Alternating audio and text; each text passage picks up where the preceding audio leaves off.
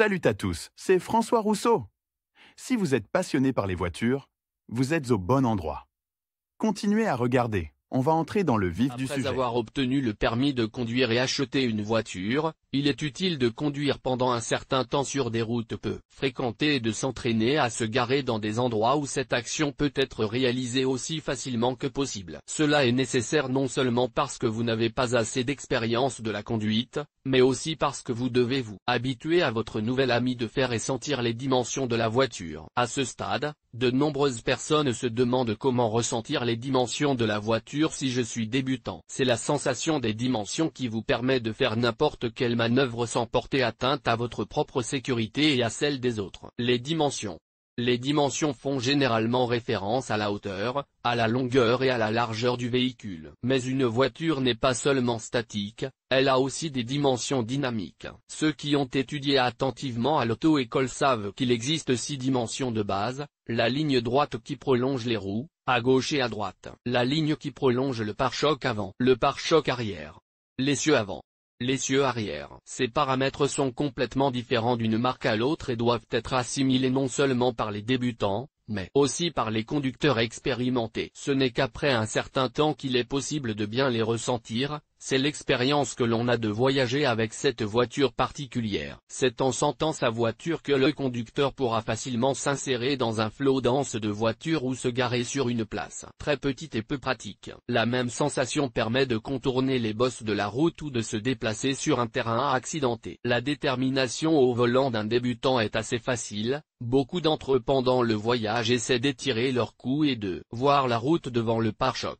Avec de tels conducteurs, vous pouvez souvent constater divers dommages mineurs sur le pare-choc, à l'avant et à l'arrière, ou sur les phares. Tout ceci est, le plus souvent, le résultat d'un stationnement malheureux. Vous pouvez essayer d'éviter cela, car même les petites réparations coûtent souvent très cher. Développer le sens des dimensions. Chez un bon conducteur, la sensation de la voiture est automatique, comme inconsciente, et l'objectif de tout débutant est d'atteindre un tel niveau. À la question de savoir comment s'habituer aux dimensions d'un débutant, la réponse est sans ambiguïté: il est nécessaire de ne pas être paresseux et de s'engager dans une auto-formation. Les automobilistes expérimentés et les moniteurs d'auto-école parlent de plusieurs groupes de complexes possibles, en passant par un complexe individuel. Il est possible de se préparer de manière autonome en utilisant des moyens improvisés ou stationnaires. Travail préparatoire individualisé avec le véhicule. Formation à l'aide d'appareils électroniques d'assistance. Préparation individuelle de la voiture. Le confort et, surtout, la qualité de l'assise du conducteur dépendent de l'adéquation de la conduite. Une bonne assise réduit les mouvements inutiles du conducteur et accélère le processus de prise de décision. Pour ce faire, il faut s'assurer que le conducteur a une position correcte des bras et des jambes et qu'il dispose d'une vue suffisante, sans avoir à se pencher ou à regarder inutilement. Afin d'établir la position d'assise optimale du conducteur, un aménagement spécial est nécessaire. Réglage du siège du conducteur et du volant. Asseyez-vous sur le siège du conducteur et réglez-le uniquement à votre convenance. Dans l'idéal, appuyez à fond sur l'embrayage et déplacez le siège vers l'avant ou vers l'arrière de manière à ce qu'il soit confortable et que vous ne ressentiez pas le besoin de vous étirer. Réglez le dossier de manière à ne pas devoir bouger tout votre corps lorsque vous travaillez avec vos jambes. Faites de même avec le volant. La paume de votre main doit être placée entre le bord du volant et vos genoux, et l'autre main doit être tendue au-dessus du volant et toucher sa partie supérieure avec le poignet. Lire aussi: mesures d'urgence en cas d'incendie dans une voiture. Cela vous permettra d'optimiser votre confort pendant la conduite, et de ne pas être distrait par des raideurs dans les bras, les jambes ou le dos. Si vous ne vous sentez pas à l'aise après un court trajet, essayez à nouveau les changements. Réglez les rétroviseurs. Les débutants sous-estiment souvent l'importance des rétroviseurs et tentent de se garer ou d'effectuer d'autres manœuvres presque au hasard. Ils risquent d'endommager leur voiture ou celle d'une autre personne. Le réglage des rétroviseurs n'est pas difficile. Le conducteur doit pouvoir voir toute la lunette arrière dans le rétroviseur. Lors des déplacements, les ailes arrière au niveau des poignées de porte et la route doivent être visibles dans les rétroviseurs. Si le stationnement pose problème, les rétroviseurs latéraux peuvent être repositionnés immédiatement avant le stationnement ou les angles morts peuvent être couverts par des recouvrements. Exercice pour automatiser la sensation du véhicule. Il existe une grande variété d'options d'entraînement pour les conducteurs inexpérimentés, qui vous permettent de ressentir les dimensions de la voiture en un minimum de temps. Nous vous présentons les plus efficaces d'entre elles. Balises. Il s'agit de la méthode la plus simple, mais non moins utile, pour ressentir les dimensions. Pour cette méthode, nous avons besoin des éléments suivants, qui ne présentent aucun danger pour la voiture: des cônes de n'importe quelle couleur vive, des bouteilles en plastique remplies de sable. Des drapeaux de couleur vive peuvent être collés dans les bouteilles pour une meilleure visibilité. Des sacs ou des boîtes en carton remplies d'un matériau très mou. Vieux pneus. La prochaine étape sera l'installation de ces balises. Vous pouvez maintenant passer directement au travail. Le conducteur doit arrêter sa voiture de manière à ce que son pare-choc avant, d'abord la partie centrale, puis les côtés, touche la balise installée. Il est important de la toucher, de ne pas la faire tomber ou de ne pas l'atteindre, ce qui est obtenu entre la 10e et la 15e fois environ. Le même exercice doit ensuite être pratiqué avec le pare-choc arrière. Ces exercices doivent être automatisés. Après avoir passé les deux premières étapes, il faut passer à la suite. Marquer les contours de deux voitures avec des balises à une distance de 9 à 10 mètres. Ensuite, nous commençons à pratiquer la méthode de stationnement parallèle, qui est considérée comme assez difficile. Dans des bouteilles de sable, nous plaçons de grands bâtons qui imiteront des portes et nous commençons à pratiquer le passage. Au début, la distance entre les bouteilles doit être approximativement égale à la largeur de votre voiture plus 1 mètre. Réduisez ensuite progressivement la distance, en la diminuant chaque fois de 10 cm.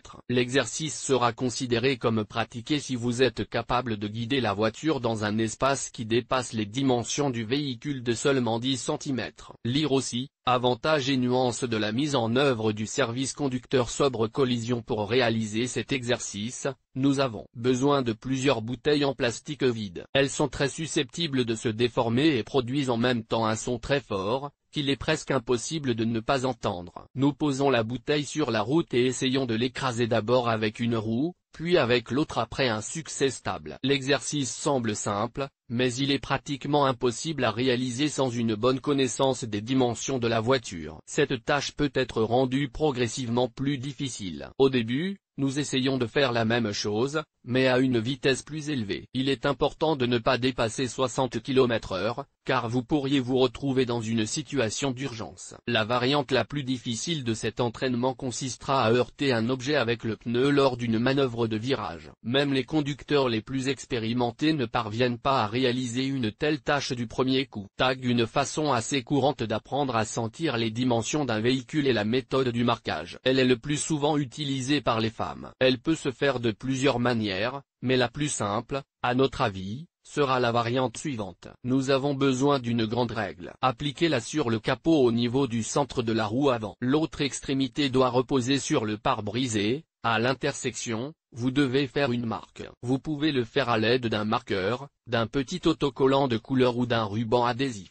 Faites ensuite de même avec la deuxième roue avant. Ces marques vous aideront à contrôler la voiture pour la première fois et à mieux faire face à d'autres formations. Certaines parties de la voiture peuvent également servir de point de référence pour le conducteur. Par exemple, de nombreux conducteurs novices peuvent voir les déflecteurs sur le capot. Ils marquent très bien le bord avant du capot. Les renflements du constructeur au-dessus des phares peuvent être d'une grande utilité. Les choses sont un peu plus compliquées lorsqu'il s'agit de marquer l'arrière de la voiture. Les conducteurs de crossover ou de voitures à ayons sont souvent guidés par l'essuie-glace arrière. Les conducteurs de berline peuvent essayer d'installer une antenne sur le bord du pare-brise, ce qui n'est pas toujours pratique. Équipement électronique. Aujourd'hui, de nombreux véhicules sont équipés, même dans leur version de base, de divers systèmes d'aide à la conduite, mais il faut s'y habituer. Vous pouvez également installer ces systèmes vous-même. La variante la plus simple comprend des capteurs qui avertissent de l'approche d'un obstacle par un son ou une indication de couleur. Dans les versions plus coûteuses, on trouve des caméras de recul avec une grille pour déterminer la distance par rapport à l'obstacle. La présence de tous ces dispositifs ne signifie pas qu'il ne faut pas apprendre à sentir les dimensions de la voiture. Cette sensation donne un sentiment de confiance et de plaisir au voyage. Ne soyez pas paresseux et faites des exercices en utilisant tous vos appareils électroniques. Si vous venez d'obtenir votre permis ou d'acheter une nouvelle voiture, vous ne devez pas négliger la formation complémentaire et attendre le premier incident. Accordez le plus d'attention possible aux exercices et bientôt, votre voiture et vous ne ferez plus qu'un.